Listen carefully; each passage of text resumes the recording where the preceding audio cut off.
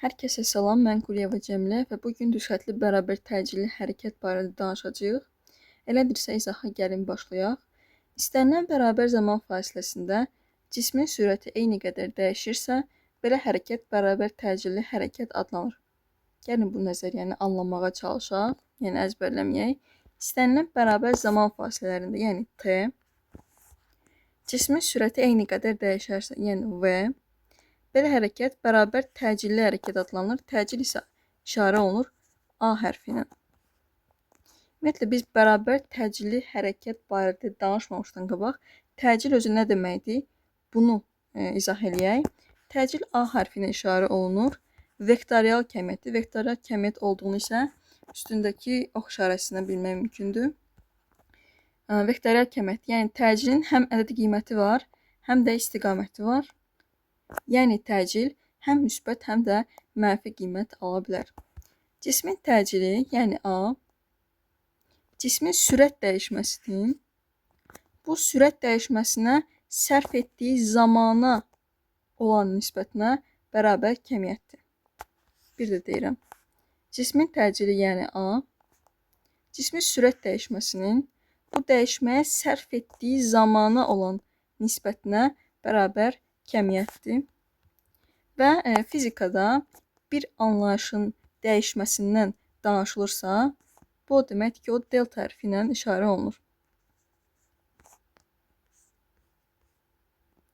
Yəni, delta V nəyə bərabər olur? V çıxılsın V0-a bərabər olur. Dəyişim yəni delta hərfinə işarə olunur. Bir anlayışın dəyişimi dedikdə isə onun son və başlanğıc qiymətlərinin fərqindən danışılır. Yəni V çıxılsın V0. Burada V0 cismin başlanğıc anındakı sürətidir. V isə müəyyən qədər zaman müddətindən sonra həmin anındakı olan sürətidir. Başlanğıc qiyməti olduğunu da indeksindəki olan 0 işarəsindən, 0 qiymətindən bilmək mümkündür. Gəlin bu düsturu anlamağa çalışaq. Burada A cismin hərəkət təcilidir. V0 başlanğıc sürətidir. V isə istənilən t anındakı sürətidir. V çıxılsın V0 isə t zaman müddətində sürətin dəyişməsidir, yəni delta V'dir. Təcilin vahidi 1 metr bölünsün saniyə kvadratına bərabərdir. Gəlin baxaq ki, nə üçün?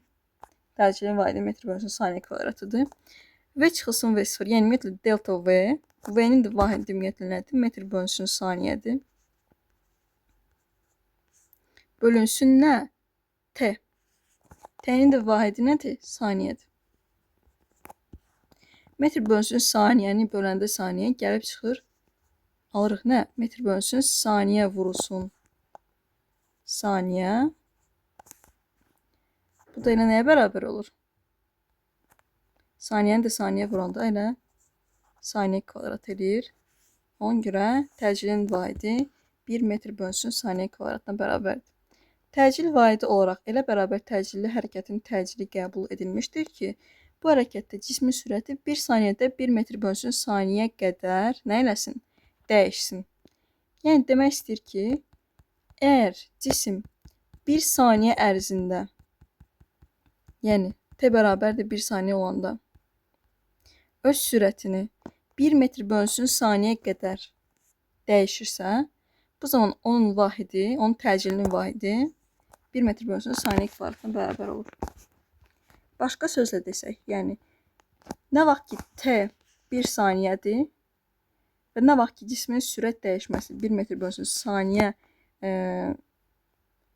saniyəyə bərabərdir, bu zaman onun təcili də 1 metr bölünsün saniyə kvadratına bərabər olacaq.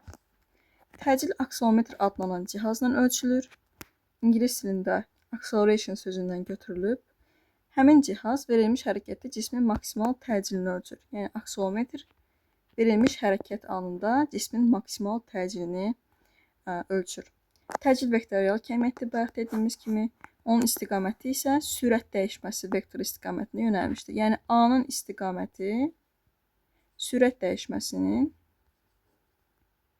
istiqamətində yönəlmişdir. Bərabər təcili hərəkətdə təcil, qiymət və istiqamətcə dəyişmir. Biz bilirik ki, ümumiyyətlə, əgər bir mövzuda hansısa anlayışın dəyişilməz olduğu vurğulanırsa, yəni istiqamət və qiymətcə onun dəyişmədiyindən danışılırsa, bu demək həmin anlayış nədir? Konstantdır. Ona görə də A-nın T-dən asılı qrafikdə A-nın T-dən asılı qrafikdə həmişə konstant olacaq. Bizə verilən bu aşağıda qrafik var. Bərabər təcili hərəkətdə təcilin proyeksiyasının zamandan asılı qrafik. Demir təcilin zamandan asılı qrafik. Deyir ki, təcilin proyeksiyasının proyeksiya olduğunu isə A-nın indeksindəki x işarəsindən bilmək mümkündür. Yəni A-nın T-dən yox, AX-ın T-dən asılı qrafikidir bu. Və deyir ki, belə olan halda, əgər deyir təcilimiz müsbət qiymətdədirsə, yəni deyir nə vaxt ki, təcil sıfırdan böyükdür. Bu zaman yenə A konstant olur, çünki bərabər təcilli hərəkət anlayışından danışırıq. A konstant olur, amma müsbət rübdə T oxuna paralel, T oxuna, baxın bu oxa paralel olur və konstant olur. Amma nə vaxt ki, deyir A-mız mənfidir, yəni A sıfırdan kiçikdir, belə olan halda A mənfi rübdə, yəni aşağıda T oxuna nə olur? Paralel düz xətt olur, yəni konstant olur.